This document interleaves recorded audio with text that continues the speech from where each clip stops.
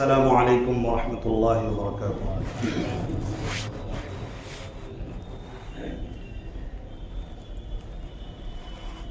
الحمد للہ نحمده ونستعینه ونستغفره ونؤمن به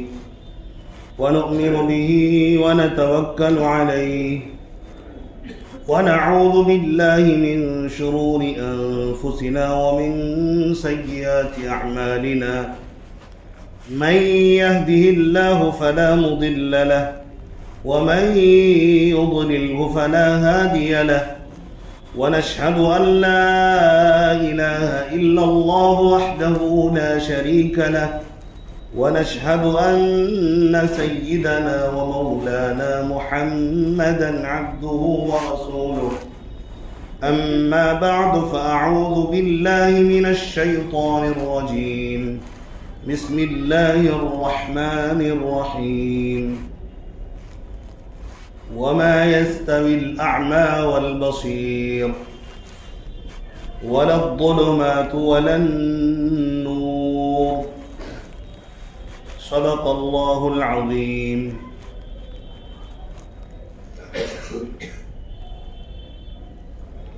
میرے واجب الاحترام بزرگوں اور بھائی اور اسلام کے غیور فرزندوں،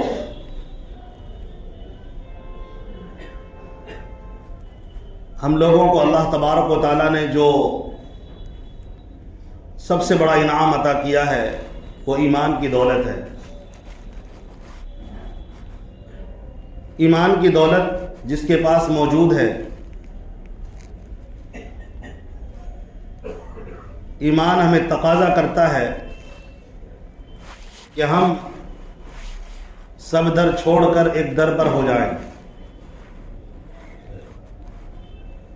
اپنی منمانی چھوڑ کر رب کی مان کر زندگی گزارنے والے بن جائیں۔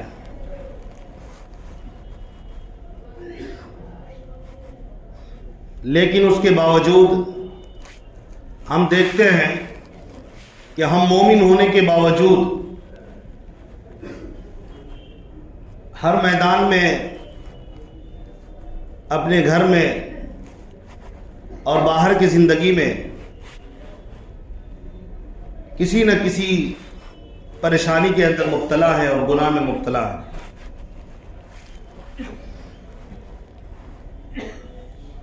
ایمان والے کے اوپر جو پریشانی آتی ہے،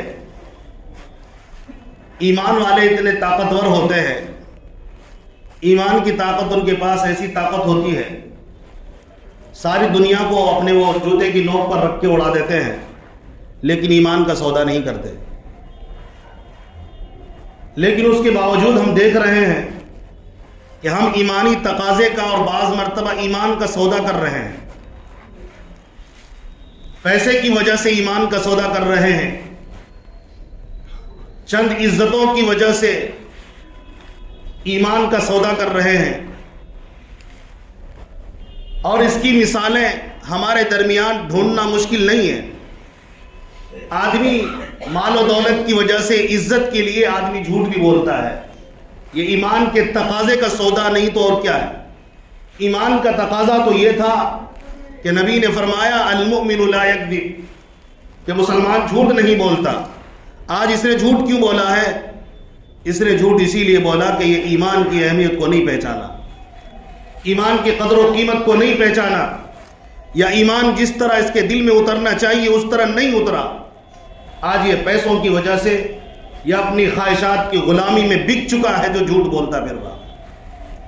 اگر کوئی وعدہ خلافی کر رہا ہے تو ہمیں یاد رکھنا چاہیے کہ یہ ایمان کے ساتھ سودا کر رہے ہیں، عزت کی وجہ سے ہو یا اپنی سستی، کاہلی اور غفلت کی وجہ سے ہو یا جو بھی وجہ ہو۔ لیکن جب ان وجوہات کی بنا پر ایمان کے تقاضے کو چھوڑا جاتا ہے، ہمیں ہمارا ضمیر اور اس ضمیر میں، اس دل میں جو ایمان موجود ہے، ہمیں کھٹکھٹاتا ہے کہ یہ نہ کرو۔ اس کے باوجود اسی طرف بڑھ جانے کا مطلب یہ ہے کہ ہم ایمان سے زیادہ اپنی خواہشات کے غلام بن چکے ہیں، ایمان سے زیادہ مال و دولت کے غلام بن چکے ہیں۔ آج شکایتیں ہیں ہر گھر میں کہ میرا بچہ فلاں لڑکی سے تعلق کر لیا، میری بچی فلاں سے تعلق کر لی، یہ خواہشات کی پیروی میں گئی ہے، یہ خواہشات کی پیروی میں گیا ہے، ایمان کو اس نے چھوڑا ہے، رب کے فرمان کو اس نے چھوڑا ہے۔ رب کے فرمان کی اہمیت ہوتی تو ادھر نہ جاتا، آج گھر گھر تباہ ہو رہا ہے۔ ایمان کی اہمیت اس لیے نہیں ہے کہ اس نے ایمان پر نہ محنت کی، نہ ان کے والدین نے اس پر ایمان کی محنت کرائی۔ جب ہم ایمان کی محنت چھوڑ دیتے ہیں تو پھر ہر طرف اندھیرا چھا جاتا ہے۔ میں نے قرآن مقدس کی آیت آپ کے سامنے پیش کی، وَمَا يَسْتَوِي الْأَعْمَى وَالْبَصِيرُ، کہ بینا اور نابینا دونوں برابر نہیں ہو سکتے، دیکھنے والا اور اندھا دونوں برابر نہیں ہوتا۔ اندھا قدم قدم پہ دوسرے کا محتاج ہوتا ہے، جبکہ دیکھنے والا کسی کا محتاج نہیں ہوتا ہے، اپنا راستہ وہ خود طے کرتا ہے اپنی آنکھ کی روشنی میں، اپنی آنکھ کی روشنی میں ہر کام انجام دیتا ہے۔ وَلَا الظُّلُمَاتُ وَلَا النُّورُ، کہ اندھیرا اور اندھیری اور روشنی دونوں برابر نہیں ہو سکتی۔ روشنی میں آدمی کسی کا محتاج نہیں ہوتا، روشنی موجود ہے تو آسانی کے ساتھ کام کر لے گا، لیکن اگر اندھیرا چھایا ہوا ہو اور اللہ نے قرآن میں جو کہا اس اندھیرے پر اگر غور کریں تو آدمی در در کی ٹھوکریں کھائے گا، محتاج بنے گا، وہ ایک قدم بھی اٹھا کر آگے نہیں رکھ سکتا، نہ چل سکتا ہے، وہ اسی وادی کے اندر یا جس جگہ وہ موجود ہے وہاں سے اس کا ہلنا تک مشکل ہو جاتا ہے۔ اسی لیے جب لائٹ جاتی ہے تو ہم مصیبت میں پڑ جاتے ہیں، فوراً زبان سے نکلتا ہے انا للہ و انا الیہ راجعون۔ انا للہ کب پڑھتا ہے آدمی؟ جب اس پر کوئی مصیبت ٹوٹ پڑے، جب مصیبت آتی ہے تبھی تو پڑھتا ہے نا۔ پتہ یہ چلا کہ اندھیرا چاہے دنیا کے اندر رات و دن کا اندھیرا ہو، لائٹ اور اس کی غیر موجودگی کا اندھیرا ہو، چاہے وہ علم کے روشنی کا اندھیرا ہو، دونوں خطرناک ہیں، دونوں آدمی کو محتاج بنا دیتا ہے، دونوں آدمی کو پریشانی کے اندر ڈال دیتا ہے۔ لیکن دونوں میں فرق یہ ہے کہ جو دنیاوی روشنی ہے جس میں ہم کام کر سکتے ہیں، اس روشنی سے آدمی کے جسم کا تو نقصان ہو سکتا ہے، ذاتی طور پر آدمی پریشان ہو سکتا ہے، لیکن ایمان کا نور اگر موجود نہیں ہے، علم کا نور موجود نہیں ہے، قرآن کا نور موجود نہیں ہے اس کے سینے میں، پوری زندگی رات دن ہو یا رات ہو، بلکہ رات کے اندر اگر لائٹ ہو تو بھی آدمی گمراہی کے راستے پر چل کر گناہ میں ملوث ہوگا اور اپنے ایمان کے تقاضے کا سودا کرے گا، اور ضرورت پڑے گا تو ایمان کا سودا کرے گا، اپنی عزت کی خاطر، اپنے مال و دولت کی خاطر اپنے ایمان کو بھی بیچ دے گا، اور ایمانی تقاضے کا سودا کر کے کبھی جھوٹ بولے گا، کبھی امانت میں خیانت کرے گا، کبھی وعدہ خلافی کرے گا، کبھی حرام خوری کرے گا۔ یہ اس لیے ہے اس کے دل کے اندر ایمانی نور موجود نہیں ہے۔ جب ایمانی نور آ جاتا ہے تو زندگی پھر اللہ تبارک و تعالیٰ کے حکم کے مطابق اس کی زندگی گزرتی ہے۔ وہ مرے گا لیکن جھوٹ نہیں بولے گا، چاہے جو ہو جائے۔ صحابہ نے یہی کیا تھا، صحابہ نے کبھی جھوٹ نہیں بولا، تابعین نے کبھی جھوٹ نہیں بولا، اولیاء کرام نے نہیں بولا کبھی جھوٹ، اپنی زبان سے گندی بات کبھی نہیں نکالی۔ اس کو کس نے روکا تھا؟ اسی ایمان کے پاور نے، اسے علم کی روشنی نے روکا تھا کہ تھوڑی دیر کے لیے اگر میں جھوٹ بول رہا ہوں لوگوں کو خوش کرنے کے لیے، یا میں مال و دولت کی وجہ سے یا خواہش کی وجہ سے، تو اپنے آپ کو میں جہنم کے گڑھے میں ڈھکیل رہا ہوں، اور کل مجھے اس کا وبال جھیلنا پڑے گا۔ اس ایمانی طاقت نے، اس علم کے نور نے اسے روک لیا۔ آج موبائل کے اندر میسیجز آتے ہیں یا خبریں سننے کو ملتی ہیں اخبارات میں جو پڑھ رہے ہیں، بلکہ آس پاس آپ کے کچھ ایسے لوگ ہوں گے جو آپ کو اپنے گھر کے واقعات بتائیں گے، اور واقعات کیا بتائیں گے کہ میرا بیٹا گمراہ ہو رہا ہے، کسی کے پیچھے پاگل ہو گیا ہے، میری بیٹی کسی کے پیچھے پاگل ہو گئی۔ میں آج بتانا چاہتا ہوں کہ اس کے بعد آپ کیا کرتے ہیں، یا اس سے پہلے آپ نے کیا کیا تھا انتظام، جب آپ کو پتا تھا بارش ہونے والی ہے، آندھی ہونے والی ہے، آپ جو کپڑے باہر ڈالے ہوئے تھے اس کو بھیگنے سے بچانے کے لیے پہلے آپ کو اٹھانا پڑے. جب آپ کو پتا ہے دنیا کے اندر اللہ تبارک و تعالیٰ نے علم کے مقابلے میں جہالت کو بھی لایا، جہالت ایک اندھیرا ہے، جہالت سے آپ نہیں نکالو گے، علم کی روشنی میں نہیں ڈالو گے تو یہ بچے گمراہ ہوں گے. آپ کرتے کیا ہے میں آپ کو بتا رہا ہوں. آپ کسی مولوی کے پاس جاتے ہیں، کسی امام کے پاس جاتے ہیں، میرا بچہ گمراہ ہو رہا ہے کوئی تعویذ دے دیجئے. میں قسم کھا کے کہوں گا یہ تعویذ سے اس کا کچھ نہیں بگڑے گا. اس کا دل مردہ ہو چکا ہے، اس کے دل کے اندر جہالت کی اندھیری موجود ہے.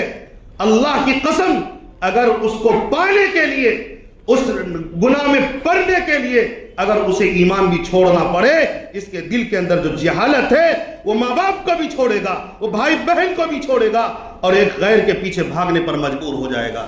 تو اس لیے کہ آپ نے اسے تعلیم نہیں دی، آپ نے اسے قرآن نہیں پڑھایا. کہتے قرآن پڑھنے سے کیا ہوگا؟ قرآن پڑھنے سے کیا ہوگا؟ کیا ہوتا کیا ہے؟ جب جاہل رہو گے تو کچھ نہیں ہوگا قرآن پڑھنے سے.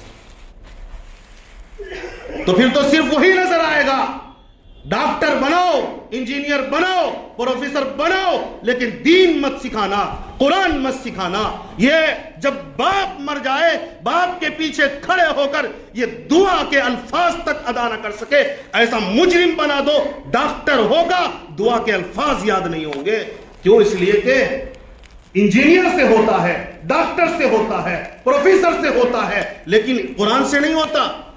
یہ تو جرم اتنا بڑا جرم ہے، جب مرو گے آنکھوں کے سامنے جب عذابات نظر پڑیں گے پھر رو گے، تڑپو گے. اللہ کی قسم اسی حال میں تمہارا مرنا ہوگا. اس وقت کی توبہ کوئی قابل قبول نہیں ہوگی. تم بھی ہلاکت کی طرف جا رہے ہو، بچوں کو بھی ڈھکیل رہے ہو. یہ مت کہنا کہ قرآن سے کیا ہوتا ہے. قرآن سے ہوتا ہے، اس کی زندگی بدلے گی، اس کی زندگی اخلاق، اچھے اخلاق کی طرف جائے گی، پاکیزہ زندگی کی طرف جائے گی. یہ وعدہ خلافی نہیں کرے گا، یہ جھوٹ نہیں بولے گا، ماں باپ کی نافرمانی نہیں کرے گا، اللہ کی نافرمانی نہیں کرے گا، رسول کے نقش قدم پر چل کر اپنی زندگی گزارنے میں وہ فخر محسوس کرے گا. پوری دنیا جدھر جائے وہ جا رہا ہو، لیکن یہ بندہ کہے گا میں تو نبی کا دیوانہ ہوں، کیونکہ میں نے قرآن کو پڑھا، میں نے نبی کو پڑھا. میرے نبی تو وہ ہے کہ ساری دنیا کی تکالیف کے باوجود ہمارے لیے فکریں کی تھی، جنت کی طرف جانے کے لیے، اس جہنم سے بچانے کے لیے تڑپے تھے. جو کائنات میں سب سے بڑے اور سب سے اچھے اور سب سے بڑے نبی سید الانبیاء ہیں، نبیوں کے سردار ہیں، اس آقا، اس پیغمبر نے میرے لیے رات رات بھر نمازوں میں گزار کر رات رات بھر میرے لیے دعائیں کی تھی. لہذا میں ان کے احسان فراموش نہیں بن سکتا، میں ان کے احسان کو نہیں بھول سکتا، کیونکہ میں نے قرآن کو پڑھا، حدیث کو پڑھا ہے. یہ قرآن مقدس کا جب نزول ہوا سب جانتے ہیں، کوئی نہیں جھٹلا سکتا. پوری دنیا کو چیلنج، آپ اس کو جھٹلاؤ گے خود جھوٹے ہو جاؤ گے. لوگ کہتے کہ نہیں کہتے علم میں اضافہ ہو رہا ہے. پہلے لوگ بڑے جاہل تھے، تو جاہل تھے، قرآن کے نازل ہونے سے پہلے لوگ بڑے جاہل تھے، ایک دوسرے کے قاتل تھے. اور قرآن مقدس جو سچی کتاب ہے وہ یہ کہہ رہا ہے ہمیں، لوگوں سنو، اتنے بڑے جاہل تھے اور اتنے بڑے گمراہی میں مبتلا تھے، یہ اپنی بیٹی کو قتل کرتے تھے اور اس پر فخر محسوس کرتے تھے. اس کے لیے کسی کو داماد بنانا یہ عیب کی بات ہو چکی تھی. بغیر نکاح کے عورتوں کو رکھا کرتے تھے، شراب کے بغیر وہ زندگی گزارنا ان کے لیے مشکل ہو چکا تھا. اور کفر و شرک ان کی گھٹی کے اندر بلکہ ان کے دل کے اندر بیٹھ چکی تھی. کفر و شرک کی گندگی ان کے دلوں کے اندر بیٹھی ہوئی تھی. لیکن جب قرآن کا نزول ہوا، بتائیے 1,24,000 انبیاء صحابہ کرام تیار ہوئے کہ نہیں ہوئے؟ یہ پہلے کی زندگی ان کی دیکھیں گے آپ کی روحیں کانپ جائیں گی. ایک صحابی نبی کے پاس آتے ہیں اور آ کر کہتے ہیں، رونے لگتے ہیں. کہتے ہیں کیوں رو رہے بتاؤ؟ تو شرمانے لگتے ہیں، میں کیا بتاؤں، میں نے اپنے ہاتھوں سے اپنی 70 بیٹیوں کو قتل کیا. نبی کی خدمت میں حاضر ہوتے ہیں، اے نبی میرا جھوٹ نہیں چھوٹتا، اے میرے نبی میں زنا میں نہیں چھوٹ رہا، میرا شراب نہیں چھوٹتا. یہ صحابہ کرام جب تک ایمان میں نہیں آئے تھے تب جب ایمان لائے شراب کو مدینے کے گلیوں میں بہایا. جب ایمان لائے جو عورتوں کی عزت کو تار تار کر رہے تھے عزتوں کے محافظ بنے. جب ایمان لائے بیٹیوں کو قتل کرنے والے تھے بیٹیوں کو عزت دینے والے بنے. جب ایمان لائے دوسروں کے مال کو پر ڈاکہ ڈالنے والے تھے چوری کرنے والے تھے. جب قرآن کو پڑھا تو چوری کرنے سے بچ گئے.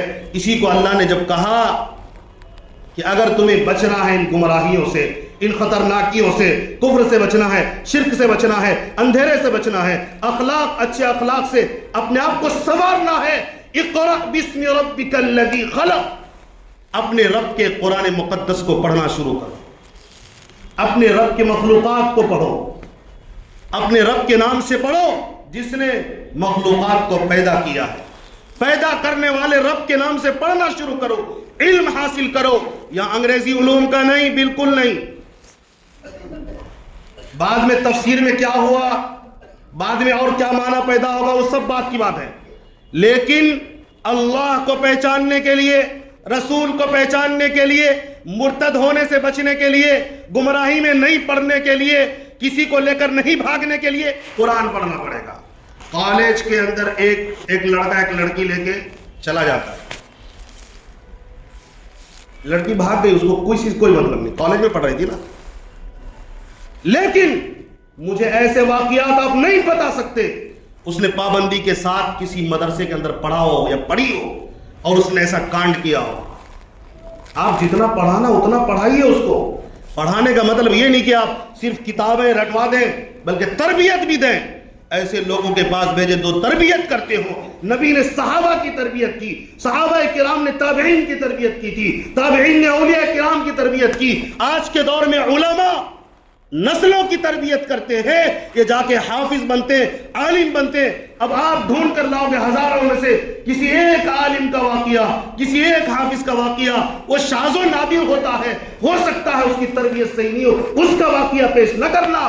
ورنہ یہ علم کی روشنی وہ ہے جب اللہ تبارک و تعالیٰ کسی کو عطا کرتا ہے. اللہ کے نبی نے فرمایا من یرید اللہ بہ خیرا یفقہہ فی الدین. یہ پیارے آقا کا ارشاد ہے. اللہ جس کے ساتھ بھلائی کا ارادہ عطا کرتا ہے بھلائی کا ارادہ کرتا ہے اللہ تبارک و تعالیٰ اسے دین کی سمجھ عطا فرماتے ہیں.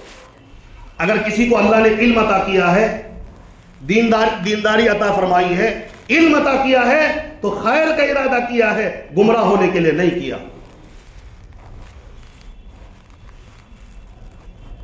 جب میسج آتے ہیں ویڈیوز آتے ہیں کس طرح وہ چھوڑ کر نہ نسل کا کوئی تعلق نہ خاندان کا کوئی تعلق نہ ایمان کا کوئی تعلق دور دور تک کا کوئی واسطہ نہیں. جس نے جنا ماں باپ کو چھوڑ جاتی ہے. بھائی بہن جس کی وہ ہمیشہ جس کا وہ خیال کرتا رہا پورے خاندان کو نیلام کر کے کسی اور کی گود میں جا کر بیٹھ گئے. یہی وہ بچی ہے جب یہ بیمار ہوتی ماں باپ پریشان ہو جاتے. جو مانگا پہنایا جو کھانے کے لیے مانگا کھلایا. آج اسی کو لات مار کے بھاگ رہی ہے. کیا ہے یہ اندھیرا ہے اندھیرا. یہ بہت ہی خطرناک جگہ ہے. یہاں جانے کے بعد واپسی ناممکن. سب کو لات مارے گی. آپ نے اندھیرے میں تو ڈالا لیکن اجالا دین کی روشنی کی طرف آپ نے نہیں ڈالا.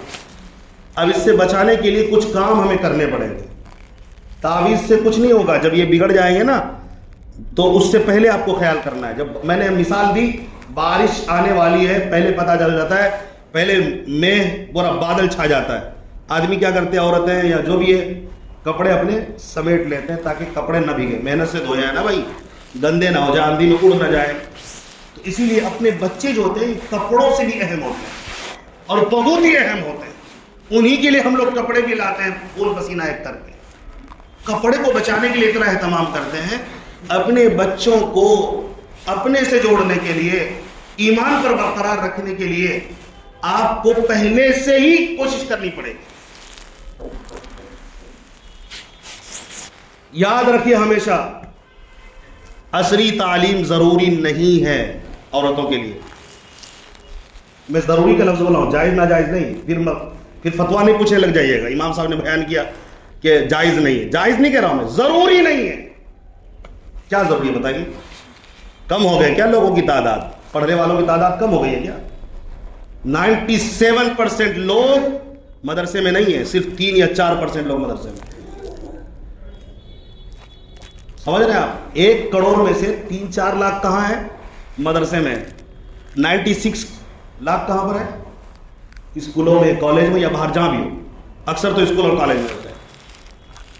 میں یہ کہہ رہا ہوں کہ سب یہ کوشش کریں، دنیا پڑھاؤ کہ نہیں پڑھاؤ، دین پڑھانا ضروری ہے. یہ پیارے آقا کا فرمان ہے. کیا پیارے آقا کا فرمان اتنا چھوٹا پڑ گیا کہ تمہیں کمزور نظر آنے لگا؟ تم نے اس کو دبایا. تمہارا ایمان کہاں ہے؟ تم کیا ایمان کے ساتھ مرو گے؟ نبی کے ساتھ کھڑے ہو گئے؟ صحابہ کے ساتھ کیا تم کھڑے ہو گئے؟ کس منہ سے کھڑے ہو گئے؟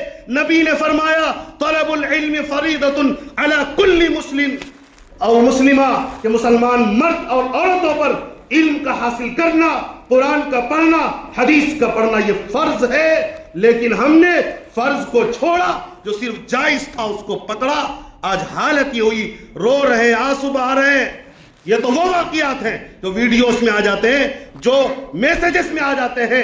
ہر گھر میں یہ واقعہ موجود ہے کہ روزانہ بچہ کلمہ کفر بک رہا ہے، لیکن لوگوں کو احساس نہیں ہو رہا ہے. اس سے نماز سے کوئی مطلب ہی نہیں ہے. جمعہ تک کا احساس نہیں. لوگ کالجوں میں پڑھانے کے بہانے سے جمعہ بھی چھوڑوا رہے ہیں. بہت دور پڑتی ہے مسجد، تم نے اسے کالج میں کیوں ڈالا؟ فرض چھوڑ دیں گے آپ تو کیا لے کے مریں گے؟ کس بات کا آپ نبی کو مان رہے ہیں؟ کس بات کا آپ صحابہ کو مانتے ہیں؟ آپ نے تو صحابہ اور نبی کی قربانیوں پر پانی پھیر دیا. ایمانی جذبہ بیدار کرنے کے لیے اپنے بچوں کو قرآن کی تعلیم سے جوڑیے. نمبر 1. کہتے ہیں کہ پڑھنے کے بعد بھی تو واقعات پیش آ رہے ہیں مرتد ہونے کے. ہاں آئیں گے نا. تعلیمات کیا ہیں؟ عمل بھی کرنا ہے، صرف علم حاصل نہیں کرنا ہے. نبی نے تعلیم دی بالغ ہوتے ہی شادی کرو. ہم لوگ کیا کر رہے ہیں؟ نہیں بچی تو پڑھ رہی ہے، ڈاکٹر بنے گی. کوئی ڈاکٹر کو دیکھیں گے، انجینئر کو جو زیادہ زیادہ بھیک مانگ رہا ہوگا، کار پہ شادی کریں گے. کسی سے بھیک مانگ کر قرض کے طور پر شادی کرائیں گے. کوئی انجینئر ملے گا بد اخلاق، بد کردار، جسے دین سے کوئی واسطہ نہیں ہوگا. کچھ بھی ہو، اس کے پاس دنیا کی ڈگری تو ہوگی نا، اسی سے کریں گے. اس لیے اپنی بیٹی کو پڑھا. چند دن کے بعد فون آتا ہے، اور فون کیا آتا ہے؟ امام صاحب کے پاس آئیں گے. بڑا اچھا تھا، ڈاکٹر تھا، انجینئر، شادی کیے تھے، لیکن کیا کرے، ستا رہا ہے. ستائے گا، وہ ستائے گا. اس نے دین نہیں سیکھا، اخلاق نہیں سیکھا، نبی کا فرمان نہیں سیکھا. نبی نے فرمایا خیرکم خیرکم لأہلی. یہ روایت اس کے سامنے نہیں ہے. یہ روایت اس کے سامنے نہیں ہے. اس کے سامنے دوائیوں کے انبار ہیں، انجینئر کے سامنے سافٹ ویئر اور ہارڈ ویئر کی چیزیں موجود ہیں. اخلاق نہیں ہے. نبی کے یہ ارشاد نہیں ہے کہ تم میں بہتر وہ ہے جو اپنے اہل و عیال کے ساتھ، اپنی بیوی کے ساتھ بہتر ہو. یہ کہاں اس نے پڑھا؟ پڑھا ہی نہیں کسی نے. نہ اس کو کسی نے بتایا، نہ وہ جاننا چاہ رہا ہے. کس چکر میں پڑھے بھائی؟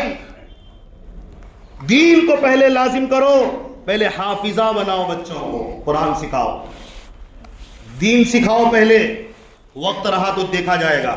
جو آ کے آپ کو ڈیمانڈ کرتا ہے نا کہ کیا پڑھی ہے، آپ پہلے کیا جواب دیتے ہیں؟ بی اے کی ہے، ایم اے کی ہے. کبھی کسی نے کہا قرآن پڑھی ہے؟ لاج لگتا ہے.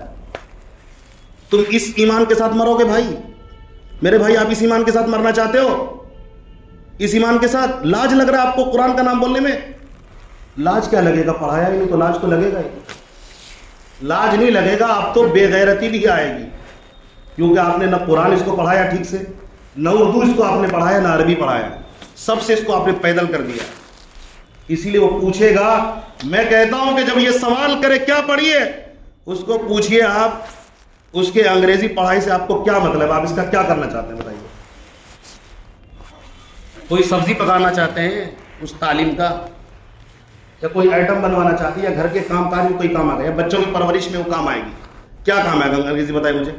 بچوں کی تربیت میں انگریزی کیا کام آئے گا؟ بڑے بڑے انگریزوں کے گھر کے اندر بچے موبائلوں میں پڑھیں اور اس کا دماغ ختم ہو رہا ہے، اور وہ بھی وہاں سے بھی غلط کام ہو رہا ہے. تو کیا ہو گیا پڑھ کے؟ جو پوچھے اس کو پوچھے اس سے تمہیں کیا کرنا ہے. آپ یہ پوچھو یہ گھر کے کام کاج کو سنبھال سکتی کہ نہیں سکتی، شوہر کی قدردانی ہے کہ نہیں اس کے پاس، نماز کی پابندی ہے، حیا ہے کہ نہیں حیا، یا بے حیا ہے؟ شادی کے ماحول میں گھل جاتی ہے، جگتا ہے کہ ابھی آج اس کے لیے چھٹی ہو گئی پردے کی، وہ سب چیزیں ہیں کہ نہیں، کہ مجھے کہاں جانا ہے کہاں نہیں جانا ہے، یہ سب چیزوں کی پابندی یہ پوچھنا چاہیے تھا۔ اور ہم نے چونکہ اپنے اوپر انگریزی علوم کا روب ڈالا اور دین کا روب ختم کر لیا، حالت یہ ہو چکی ہے کہ ہمیں جاہل، دین سے جاہل، یاد رکھیں میں جاہل بولتا ہوں مجھے معاف کیجئے گا، میرا مطلب ہوتا ہے دین سے جاہل۔ دین سے جاہل ڈاکٹر سے آپ نے شادی کرنے کے چکر میں اس کو بھی آپ نے دیر تک پڑھایا، تو دیر سے آپ نے شادی کیا، شادی کرنے سے پہلے کسی اور سے تعلق ہو چکا تھا، وہ رشتہ ڈھونڈتے رہیے، یہ تو کسی اور سے تعلق جوڑ چکی ہے، وہ اب آپ کو کہے گی میری مرضی سے شادی ہوگی، شریعت کہتی ہے، تم کیا کر لو گے؟ اس کا فتویٰ پوچھتے رہو مفتی سے۔ اب آپ کی مرضی سے نہیں ہوگی، آپ کی ناک بھی کٹے گی، سب کچھ کٹے گا، دین کی تعلیم سے نہیں جوڑیں گے تو یہی ہوگا۔ ابھی کل پرسوں کا واقعہ ہے نا، پاکستان میں ایک باپ نے اپنی بیٹی کو اپنے اسی کے ماموں سے مروا دیا، 15 سال کی لڑکی تھی، ٹک ٹاک پہ، اس کو اچھا نہیں لگتا تھا، ارے گدھے کہیں کہ اچھا نہیں لگتا تو قتل کر دے گا کیا؟ دین کی تعلیم کی کمزوری ناک کے لیے قتل کر دیا کہ مجھے اچھا نہیں لگتا، تجھے اچھا لگتا تو کیا قتل کر دے گا؟ تو تنبیہ کرنے کا اختیار ہے، دروغہ اللہ نے کسی کو نہیں بنایا کہ کسی کو تم جان لے لو، تو یہ جہالت ہے، یہ بھی ایک طرح کی۔ تو یہ ناک اور کان جب کٹنے لگتا ہے نا آدمی کا، تب جب وہ بات ختم ہو گئی ہوتی ہے۔ اس لیے میں کہتا ہوں دیر سے شادی نہیں کرنا، آپ نے پڑھائی کمپلیٹ ہو یا نہ ہو، شادی کا ٹائم ہو گیا، بالغ ہو گیا، اور آپ کو ان کے حرکات و سکنات کو غور کرنا پڑے گا اور اس کو فارغ کر دینا ہوگا، کسی کے ساتھ بھیج دیں آپ، اب اسے کوئی دلچسپی کسی سے نہیں رہے گی۔ اور تیسری چیز ہے موبائل۔ مجھے معاف کیجئے گا، میرا کہنا یہ ہے، اگر آپ چاہتے ہیں کہ اپنے بچوں کو بچانا، اپنے بچیوں کو بچانا چاہتے ہیں تو عورتوں کو موبائل دینا بند کر دیں۔ آپ کہیں گے مولانا آپ مردوں کے لیے بہت کام ہوتے ہیں، باہر جاتا ہے، کس سے بات کرنا ہے، بزنس کرنا ہے، کیا کرنا ہے نہیں کرنا ہے، عورتوں کو کہاں جانا ہے بھائی؟ سمپل موبائل کافی نہیں ہے، یہ ویڈیو موبائل اپنے گھر موبائل رکھے گی، اس کے بچے کو بھی ستیاناش کرے گی اور یہ خود بھی ستیاناش ہو جائے گی۔ اور ہم نے ایسے واقعات پڑھے اور سنے اور دیکھے، اور آپ بھی جانتے ہوں گے، بچے والی بھاگ جاتی ہے بچوں کو چھوڑ کے کسی اور کے ساتھ۔ میں کہتا ہوں کہ آج آپ اس طرح کہیں گے امام صاحب یہ سب کیا بول رہے ہیں، یہ کوئی نئی بات میں نہیں کرنے لگا ہوں، یہ جو قرآن کو چھوڑیں گے، حدیث کو چھوڑیں گے، پیارے آقا سے محبت نہیں ہوگی، تم 10 آقا کو اپناؤ گے لیکن پیارے آقا سے دور ہوگے، ماں باپ سے دور ہو جاؤ گے، اور یہاں تک کہ شوہر جو تمہارے بچوں کا باپ ہے اس کو بھی چھوڑ کر بھاگو گے جب دین نہیں ہوگا۔ اس لیے موبائل دینا بند کریں، عورتوں کو موبائل چھوٹا والا موبائل دیں، بڑا موبائل نہ دیں، ورنہ ایسے فنکشن اس کے اندر تیار ہیں، عجیب فنکشن۔ ابھی ایک لڑکی مرتد ہوگی کوڈرما کے اندر، اس کے باپ کو پتہ ہی نہیں کہ موبائل اس کے پاس ہے، جب موبائل چیک کیا واٹس ایپ میں بھی نہیں، فیس بک پہ بھی نہیں، کہاں بھی اسنیپ چیٹ پہ گفتگو ہو گئی، اب وہ غیر مسلم کے ساتھ بھاگ گئی۔ رونے کی بات ہے کہ نہیں ہے بتائیے؟ ارے تڑپنے کی بات ہے کہ نہیں ہے؟ یہ 2-3 چیزیں آپ نے کرنا ہے۔ نمبر 1 دینی تعلیم سے جوڑنا ہے، جوڑیں گے انشاءاللہ، چاہے کسی بھی عمر میں پہنچ گیا اسے دینی تعلیم آپ دیں، تربیت اس کی کریں، اس پر نگرانی رکھیں۔ دوسرا جلدی شادی کر دیں بچیوں کی، اگر آپ مرتد ہونے سے بچانا چاہ رہے ہیں، کسی با اخلاق با کردار دیندار سے شادی کر دیں، اس کی جو اس کی عزت کی حفاظت وہ جانتا ہو، صرف مال پر نظر نہ رکھتا ہو بلکہ خاندان پر بھی نظر رکھتا ہو، رشتوں کی جس کو پہچان ہو۔ اور نمبر 3 موبائل کے فتنوں سے بچائیے، اور نمبر 4 حرام خوری سے بچائیے۔ اپنے گھر کے اندر جو عورت ہے نا، جو قسطوں پر آدھار کارڈ پر جو لے رہی ہے، سودی جو لے رہی ہے آدھار کارڈ پہ، حرام خوری، اس کے جسم کے اندر جو حرام کا خون جا رہا ہے، اب یہاں سے جو بچے پیدا ہوں گے وہ کس طرح ہوں گے آپ جان لیجیے۔ اسی لیے میری گزارش یہ ہے، آپ شان والے مرد بنیے، نامرد کی طرح مت بنیے کہ بیوی کے نام پر آپ پیسے اٹھائے جا رہے ہیں اور ایسے کرتے جسے پتہ ہی نہیں ہو تو بیوی نے کیا، اچھا بیوی کچھ بھی کر لے گی آپ کو پتہ ہی نہیں لگے گا۔ آپ اتنا بے غیرت اور بے حیث ہو چکے ہیں، احساس نہیں ہے، مٹ گیا ہے۔ بھائی کیسے آپ کی بیوی آپ کی اجازت کے بغیر کسی سے پیسہ لے لے گی؟ اب آپ ہی اس کو حوالہ کر رہے ہیں حرام خوری کے، تو وہ کیا ہی کرے گی؟ اور ایسا ہی ہوتا ہے، شوہر اس کو حوالے کرتا ہے۔